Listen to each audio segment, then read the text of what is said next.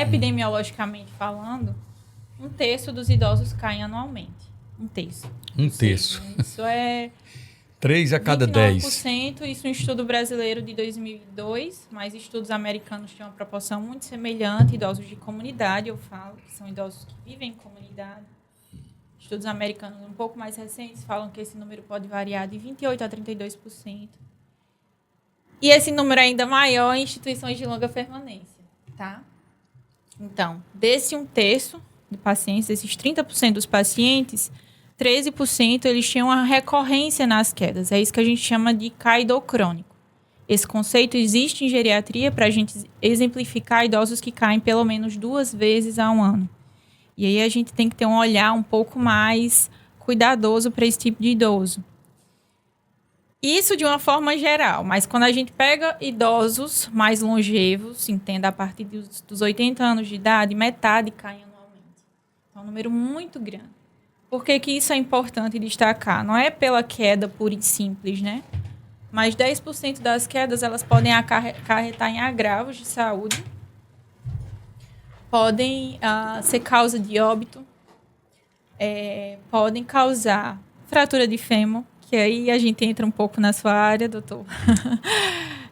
A gente vê que 95% das causas de fratura de fêmur se dão por queda. Então, é um fator de risco assim, totalmente prevenível. E dos pacientes que caem, que fraturam o fêmur, 50% não voltam mais à mobilidade que eles tinham anteriormente.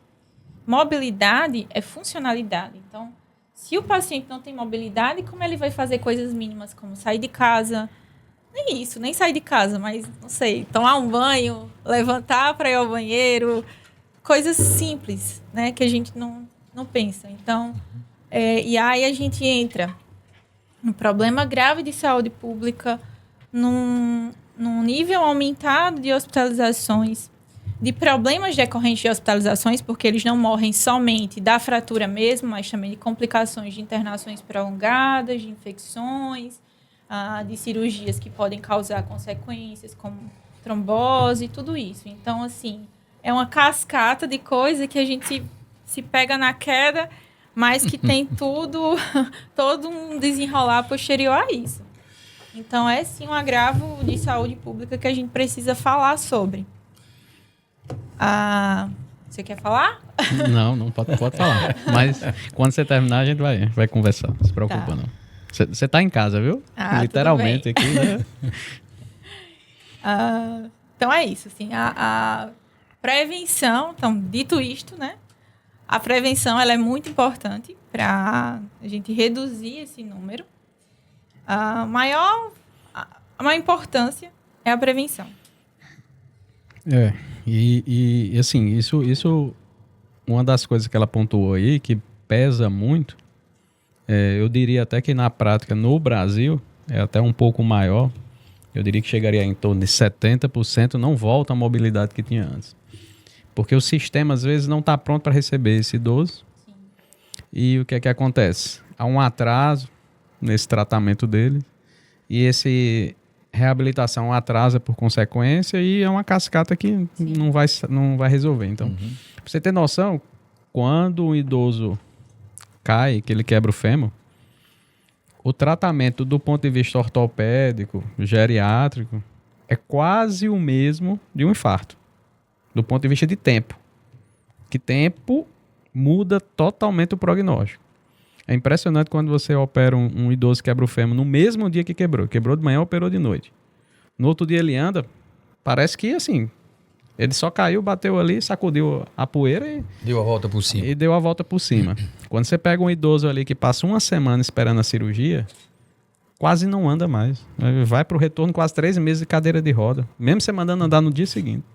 Mesmo você tendo, né, o apoio da rede familiar e tudo. Então, assim, é uma coisa assim que só é possível acreditar quem vê, quem vivencia. Se eu contar isso aqui, ninguém vai dizer, não, é nada, um dia a mais, muda nada não. Mas muda sim.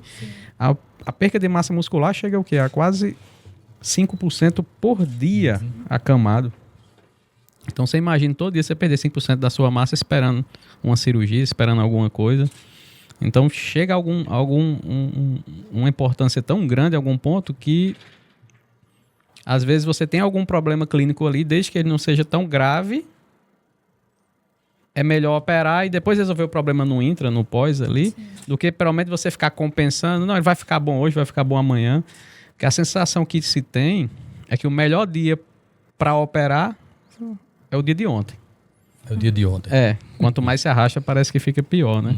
E é assim, você imagina o tanto de gente que morre com isso. Nós tivemos recentemente, né? No ano passado, agora em 2024, Agnaldo Raiol morreu de uma queda da própria altura, né? Salvo engano, foi traumatismo craniano, sim, né? Mas são duas coisas que realmente alertam, né? É o trauma de quadril, de fêmur, e o craniano, que no idoso, assim, é drástico. Em qualquer pessoa, obviamente, é drástico, claro, né? Mas no idoso é uma população muito fragilizada que realmente preocupa muito, né?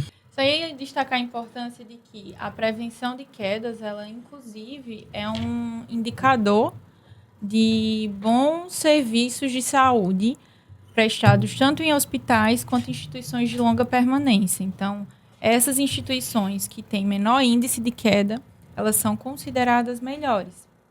Então, dito isto, queria destacar duas coisas. A primeira é que a queda, a gente tem que ter a noção de que é um evento sentinela. Ou seja, a gente sempre tem que buscar tudo que envolve a queda. Por que o idoso caiu, tá? O que foi que levou a esta queda? Um evento sentinela. A gente tem que investigar tudo por trás. E aí entra a importância do geriatra em relação a isso. Queda não é normal. Não é normal cair. Então, antes de tudo, o que a gente deve buscar nesse idoso? Tá, deixa eu... Vamos lá. Antes de tudo, o que a gente entende por queda, né? O que é uma queda? Queda, a definição mais assim, simplificada que existe, é um evento não intencional em que existe uma mudança de posição inicial do indivíduo de um mesmo nível ou de um nível mais baixo. Por que é importante a gente destacar isso? Porque queda amparada, por exemplo, uma quase queda, a gente também deve levar em conta como uma queda. Ia caindo, mas não caiu porque tinha alguém sustentando. Então, tropeçou, mas tinha um banquinho ali do lado, conseguiu. Isso também a gente deve contar como queda. Outra coisa que é importante destacar. Qual o mecanismo da queda, né? O que envolveu aquilo tudo que levou o paciente a cair? Como ele caiu? Aonde ele caiu? Por quê? Porque uma queda dentro de casa, a gente já tem um olhar diferente para um idoso que cai na rua. Geralmente, o idoso que cai na rua é um idoso mais independente, é o idoso que tem mais funcionalidade, que ele sai. Um idoso que cai dentro de casa, a gente tem que se atentar para causas mais intrínsecas do próprio idoso, para um idoso mais fragilizado, que não sai tanto de casa. Que são só 70%, mais ou menos, né? Das quedas são dentro de casa, né? Dentro de casa. Sim. A gente vê o quê? Se precisou de ajuda para levantar, porque tem idosos que... Lá em São Paulo eu vejo isso um pouco mais, infelizmente. Tem muitos idosos que moram sozinhos, que não têm esse apoio familiar. Então, caiu, consegue levantar sozinho, perdeu a consciência. Se caiu em casa, como era o ambiente que caiu? Era um ambiente bem iluminado? Não era? Como é que está a visão desse idoso? Será que ele caiu porque não estava vendo o obstáculo? Como é a audição desse idoso? Tem bicho de estimação na casa? Tem tapete? Tem algum obstáculo que ele possa ter tropeçado? Tem um piso escorregadio? Tem barras que ele possa se apoiar? Não tem? Quais as medicações que ele usa?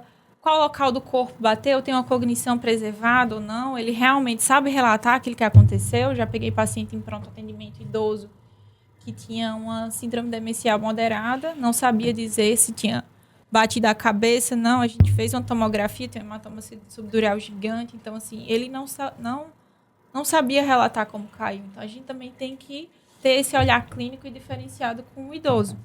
Uhum. Tá? Então, faz parte da anamnese geriátrica sempre perguntar se houve queda no último ano, quantas vezes caiu e todas essas perguntas que eu já falei. Gostou desse conteúdo? Então inscreva-se no nosso canal. Tem muitas histórias de empreendedorismo que você precisa conhecer.